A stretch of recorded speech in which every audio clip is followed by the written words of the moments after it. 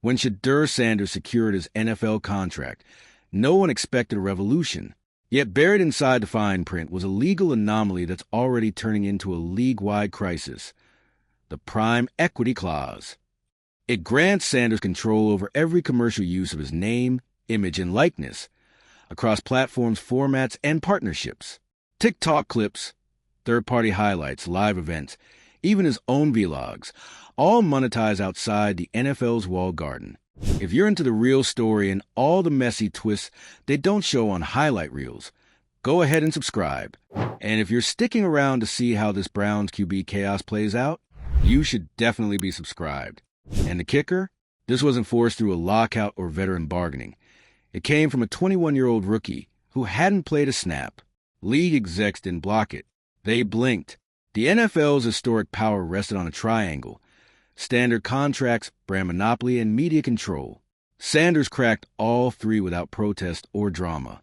He didn't demand change. He became the change. In doing so, he created a replicable model that agents are already studying, colleges are already citing, and athletes are already aspiring to. The Prime Equity Clause isn't a clever contract tweak. It's the first domino, and it's falling fast. The NFL just got blindsided, and it wasn't by a hit on the field. 2 minutes ago, the sports world changed, and not because of a game-winning drive or a record-breaking play. It changed because Shedeur Sanders, rookie quarterback and 144th overall pick in the NFL draft, did something no one saw coming. Something that wasn't loud or messy or rebellious, but so clean and calculated that it sent shockwaves to the most powerful league in American sports.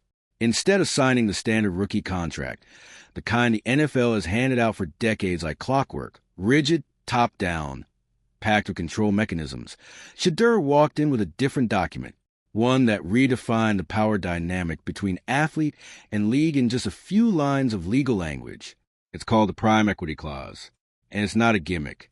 It's a full-blown reprogramming of how athlete identity, revenue, and branding are handled at the highest level. What this clause does is give Shedeur complete financial ownership over his name, image, and likeness. Nil. But this isn't the kind of nil deal you hear about on campus with a local dealership or smoothie sponsor. This is total, unrestricted, multi-platform sovereignty. Shedeur now gets paid for everything. Every jersey with his name on it, every YouTube clip, every TikTok repost, every live appearance, even third-party highlight reels not officially sanctioned by the NFL. It doesn't matter if it's broadcast on a national network or reposted by a fan account. If it uses Shedeur's identity, it generates revenue, and a portion of that goes directly to him. What makes it even more shocking is how early he pulled it off. This wasn't some late-career veteran using Hall of Fame leverage. This was a 21-year-old rookie, months away from throwing his first regular season pass, walking into the most conservative sports institution in the country and saying, "Here's how this is going to work." And it did, without public drama, without a holdout, without a press tour. Just calm, strategic execution. The NFL didn't fight him on it, not because they agreed, but because they were scared. Scared of the optics, scared of the backlash, scared of looking like they were trying to squash a cultural phenomenon already bigger than most of their own campaigns. By the time Shedeur signed, he had already made nearly $14 million. Not from game checks, not from performance bonuses, just from content licensing, sponsorships, and proprietary merch. He decoupled his earnings from the field entirely. In a league where most rookies are still memorizing the playbook, Shedeur had already monetized every aspect of his identity, and he didn't do it alone. His media empire is fully built out and vertically integrated. His brother runs a film crew. The editing happens in-house. His YouTube channel has better production value than half the official league content. And the numbers don't lie. His engagement metrics aren't just impressive, they're disruptive. He doesn't need NFL films. He doesn't need a PR team. He is the brand, the platform, and the distributor. Fanatics currently sells 9 different Shedeur-branded products, more than any other draft prospect besides Cam Ward. But even Cam isn't pulling jersey numbers like this. Shedeur's jerseys alone have reportedly brought in over $250 million in retail revenue. Let that sink in, a 4th-round pick, before he's played a single down in the regular season. This wasn't supposed to happen. The NFL built its empire on the assumption that it controls everything: the contracts, the branding, the storylines. They decide who gets promoted, who gets punished, who gets to have a legacy. The player is just a piece of the machine. But Shedeur flipped that model on its head. He didn't argue. He didn't protest. He just created something better. That's what made it so destabilizing. He didn't come in with demands. He came in with a fully formed, legally sound, operationally airtight system, and made the league react to him. They couldn't frame him as difficult or entitled. There was nothing for them to push back against. So they folded. And now the whole system is exposed. Because if a 21-year-old rookie can negotiate this kind of deal without any collective bargaining support or media drama, what's stopping everyone else? The answer is nothing. Agents are already revising their playbooks. What was unthinkable last year is now the new baseline. College athletes are watching this happen in real time, and they're taking notes. Recruiters, boosters, even university athletic departments are rethinking how they approach NIL, not just as a bonus, but as a core component of brand building.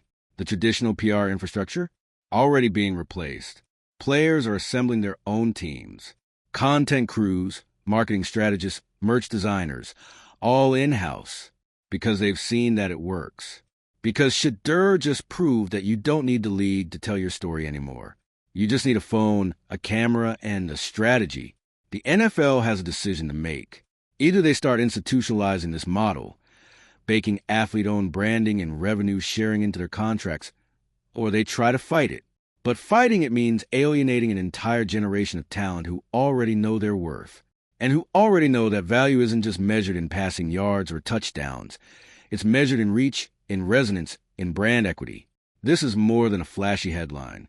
It's a systemic shift, because the NFL's power structure has always rested on three pillars: standardized contracts, monopolistic branding control, and strict media gatekeeping.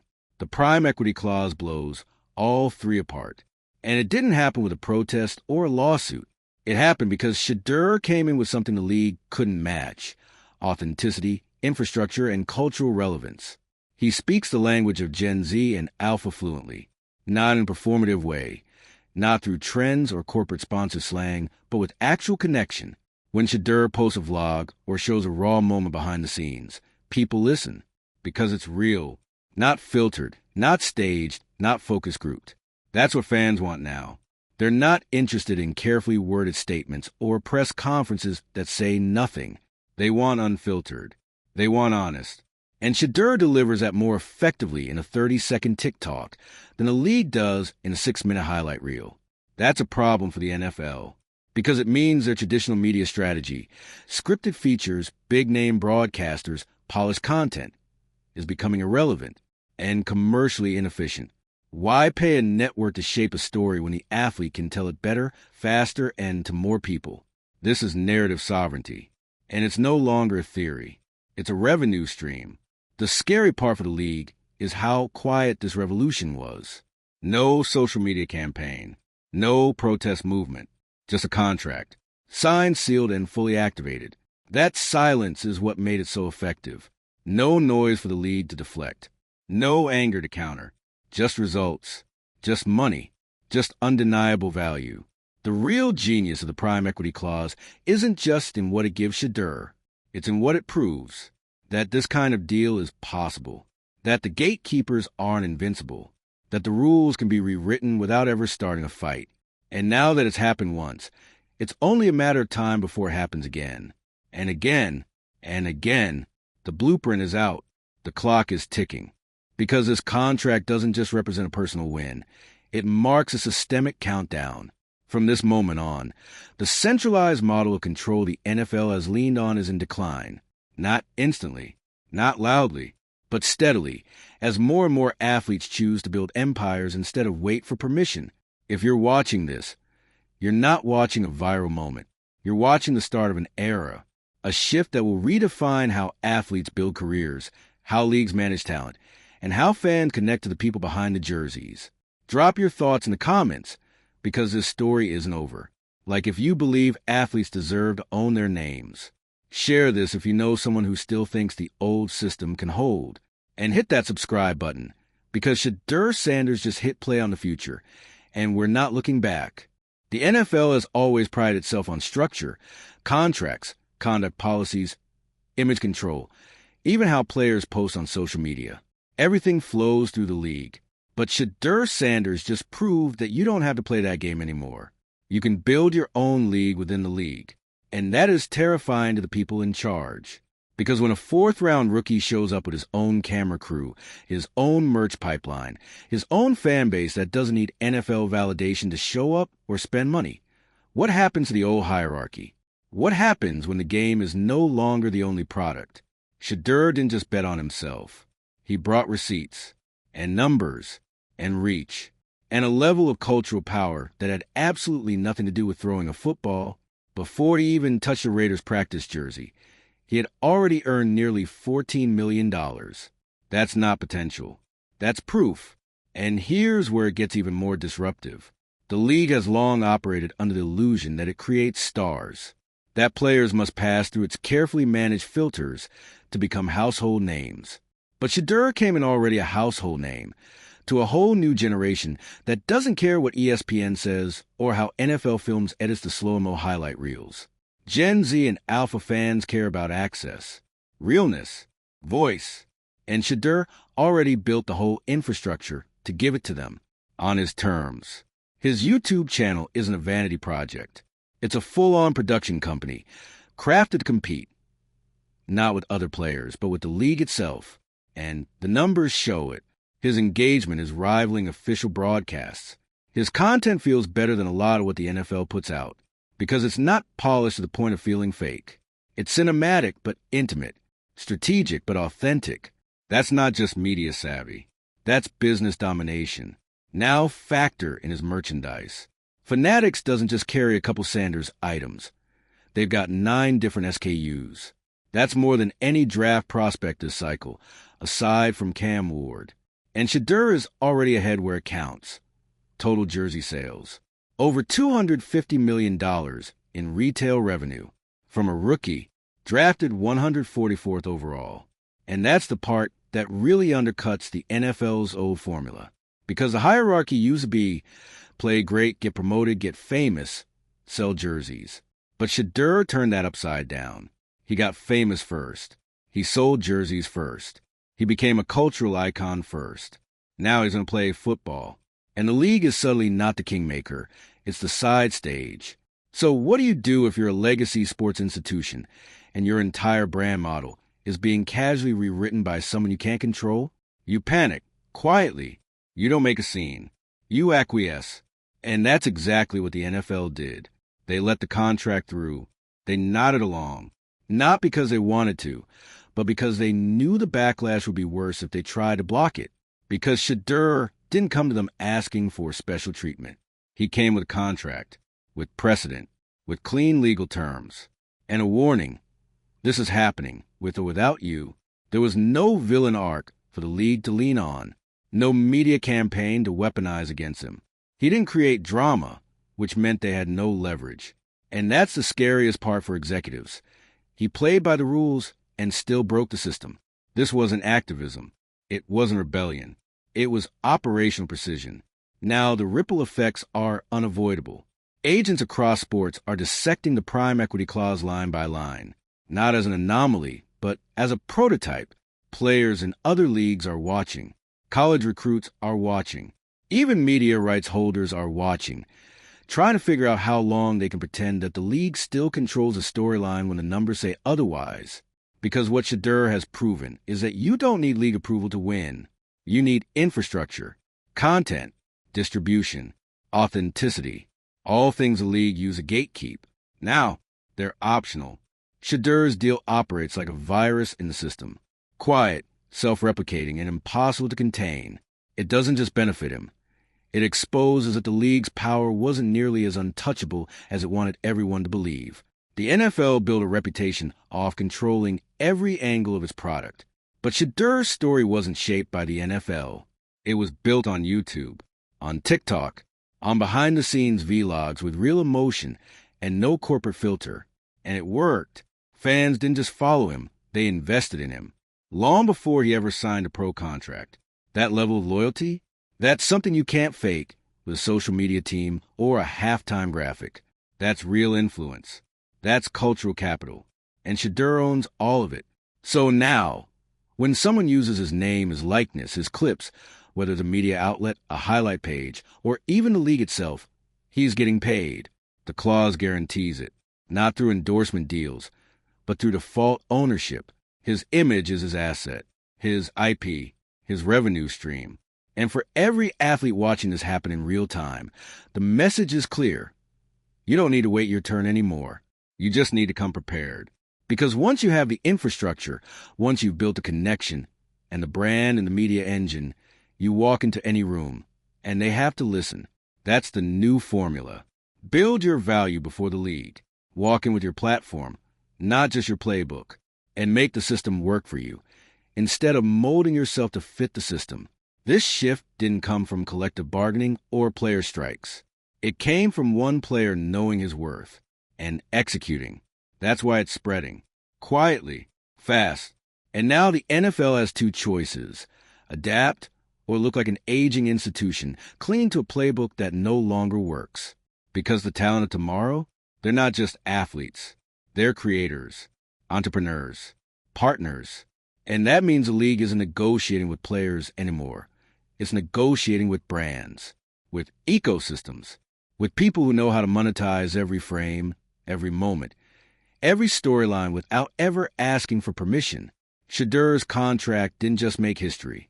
It started a timer, because now everyone knows it can be done. And the NFL can't go back. It's too late. The blueprint is out. The model is replicable. The curtain has been pulled back. The only question left is, who's next? So here we are, at the end of an era and the start of something the NFL didn't plan for, didn't initiate, and definitely didn't control. The prime equity clause wasn't just a smart business move. It was a systemic override, a legal backdoor coded into a rookie contract by a 21-year-old who didn't need to fight the league to beat it. He didn't stage a walkout.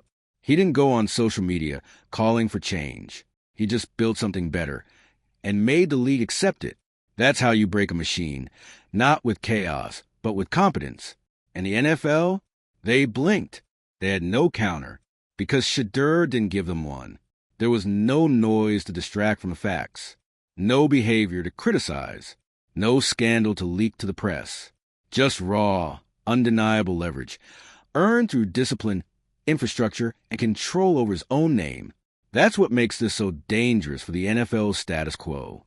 Because once power gets redistributed quietly, strategically, and legally, it doesn't come back. There's no clawing it back once you've admitted the model can be rewritten. And Shedeur's model wasn't just accepted. It's already becoming the new standard. Agents are panicking in a good way. Draft classes that haven't even finished their senior year are asking for nil teams. College athletes are Googling prime equity clause like it's a stock tip that just dropped on Wall Street. Everyone wants to know, how'd he pull it off? The real answer? He showed up already ready. It's easy to forget that Shedeur didn't stumble into this. His brand has been built, methodically, intentionally. His team isn't a side project. It's a machine. His media ops are tighter than most D1 athletic departments. His cinematic content doesn't just match NFL films. It outpaces it in reach and emotional punch. And most importantly, it connects. He's not just selling a highlight. He's selling a feeling, a moment, a movement. That's where the money is now. Not just in performance, but in presence, in being real and being seen. The NFL's model? It was designed for an era when fans learn about their favorite players through post-game interviews and scripted media days. But now, players are publishing their own narratives in real time. They don't need the microphone passed them. They bring their own, with a wireless mic, a 3-camera setup, and a built-in subscriber base. That's what Sanders has, narrative sovereignty. It's not about waiting to be recognized. It's about owning every version of your story, on the field, off the field, and across every platform. And when you own the narrative, you own the brand. When you own the brand, you own the money. When you own the money, you own the terms. That's the full stack. That's what Shedeur brought to the table. The NFL wasn't ready because they couldn't imagine someone bypassing all three of their core control mechanisms: contract rigidity, media narrative, and branding rights in one move. But he did, without anger, without protest, just execution. And if you're wondering why this wasn't blocked, litigated, or buried, simple. It wasn't just legal. It was market-proof. How do you say no to a rookie who's already moving product like a top 5 pick, pulling an engagement that outpaces half your franchises, and showing up with more cultural traction than your entire PR department? You don't. You sit down, you stamp the deal, and you pray it doesn't snowball. But it is, because the clause was designed to be scalable. It's not a unicorn. It's a prototype. It says, you don't need the shield to be iconic. That's the fracture line running through the NFL's foundation right now. Shedeur didn't just show you could build outside the system. He showed that building inside the system, but on your own terms, is possible. That's infinitely more dangerous to the old power structure. Because now every rookie who walks into contract talks is going to ask one thing: what did Shedeur get? And that's not a trend. That's precedent. Shedeur's deal isn't just personal. It's viral. It's already forcing agents, teams, and even league legal to rethink the entire template. The NFL didn't plan for this kind of disruption, because disruption usually comes with protest, with noise, with backlash. This came with calm, with contracts, with data, and that's way harder to shut down, because it doesn't look like rebellion. It looks like evolution, and evolution wins. Every time. There's no going back from this moment. The NFL might try to slow things down. They might try to negotiate future clauses into non-existence. But the truth is out. It's been proven. If you have a brand, a voice, and a platform, you don't need to wait for legacy approval. You walk in with leverage, and you make the system adjust to you. This isn't just about money. It's about ownership. And ownership is the final boss of athlete empowerment. That's why Shedeur's $250 million in jersey revenue isn't just a financial stat. It's a signal. It says, this is what happens when you meet the market on your own terms. It proves that performance doesn't have to be your only product. That personality and presence are just as monetizable and just as powerful. And Shedeur tapped into all of that before playing a single NFL down. Legacy used to be built over a decade. Now it starts with a content rollout, a merch drop, and a moment of clarity in a contract negotiation. That's the new game. So if you made it to this point, you know this isn't just another rookie signing story. It's a redirection of power, a moment where the old model cracked, and something new stepped through. Drop a comment and tell us what you think. Will this become the new standard, or is the NFL going to try and push back? Hit that like if you believe athletes should own their stories. Share this with someone still clinging to the old ways. And subscribe, because the future is already here, and it's only getting louder.